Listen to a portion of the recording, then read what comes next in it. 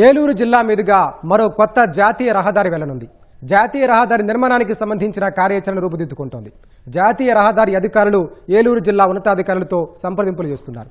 ప్రతిపాదిత రహదారిని high speed express వేగా పిలువనున్నారు. నూతనంగా నిర్మాణం చేయాలని భావిస్తున్న హైవే ఒడిశా తంగిలో మొదలై విజయవాడలో గొల్లపూడి వద్ద ఎన్హెచ్లో కలుస్తుంది. జాతీయ రహదారి భూసేకరణ ముసాయిదా డ్రాఫ్ట్ నోటిఫికేషన్ల జారీకి చురుగ్గా కసరత్తు జరుగుతోంది. నూతన జాతీయ రహదారి నిర్మాణానికి సంబంధించి మరిన్ని వివరాలు మా ప్రతినిధి శ్రీనివాస్ గ్రౌండ్ రిపోర్ట్ ద్వారా అందిస్తారు.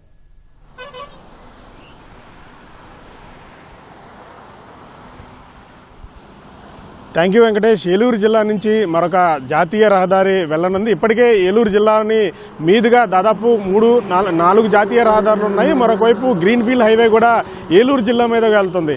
మరొక వైపు తాజాగా చేసిన ప్రతిపాదన ఏంటంటే ఏలూరు జిల్లా మీదుగా కూడా మరొక కొత్త హైవేని నిర్మాణం చేయాలని నేషనల్ హైవే అధికారులు భావించారు. ఇది ఒడిశా దగ్గర తంగి దగ్గర మొదలైన ఈ కొత్త జాతీయ రహదారి అనేది ఎన్టీఆర్ జిల్లా విజయవాడ దగ్గర ఉన్న గొల్లపూడి దగ్గర కలుస్తుంది.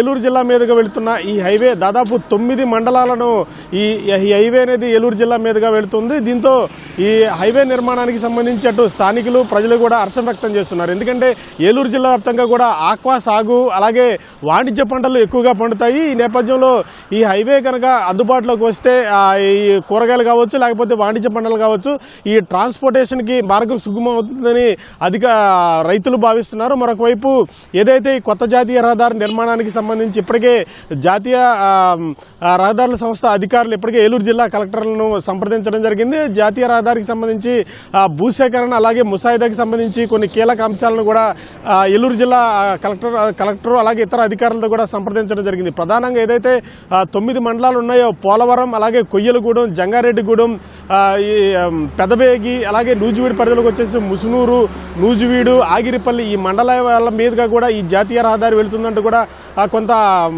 ప్రచారం అయితే జరుగుతుంది. దీనికి సంబంధించి అధికారులు కూడా ఆయా ప్రాంతాల్లో భూసేకరణకు సంబంధించి ఇబ్బంది లేకుండా చూడాలంటూ కూడా ఇప్పటికే ఏలూరు జిల్లా అధికారులకి చెప్పడం జరిగింది. మరొకవైపు కొత్తగా నిర్మాణం ఏదైతే చేయబోతున్నారో దీనికి సంబంధించి హై స్పీడ్ హైవేగా నామకరణం చేసేందుకు కూడా అధికారులు చర్యలు చేపట్టడం జరిగింది. మొత్తంగా ఏలూరు జిల్లా వ్యాప్తంగా కూడా ఏదైతే ఈ జాతీయ రహదారి నిర్మాణం జరగనుందో ఈ జాతీయ నిర్మాణానికి సంబంధించి కూడా భూసేకరణకు ఎటువంటి ఇబ్బంది లేకుండా ఇప్పటికే జాతీయ రహదారి సంస్థ అధికారులు కూడా ఏలూరు జిల్లా కలెక్టర్కి చెప్పడం జరిగింది. మరొకవైపు భూసేకరణకు సంబంధించి అలాగే 9 మండలాలు ఏవైతే ఉన్నా 9 మండలాల్లో కూడా రైతులు అలాగే ఏవైతే భూసేకరణకు సంబంధించి కూడా ఇప్పటికే అధికారులు ఆయా వార్డు సచివాలయాలకు కూడా కొంత సమాచారం అందించినట్లు కూడా సమాచారం అయితే జరుగుతుంది. మొత్తంగా ఇప్పటికే ఏలూరు జిల్లా వ్యాప్తంగా కూడా దాదాపు 4 హైవేల మీద ఇప్పుడు ప్రజెంట్ అయితే ప్రయాణికులు ప్రయాణం చేస్తున్నారు. మరొకవైపు కొత్తగా ఏదైతే గ్రీన్ఫీల్డ్ హైవే వచ్చిందో ఇది కూడా అందుబాటులోకి రావడంతో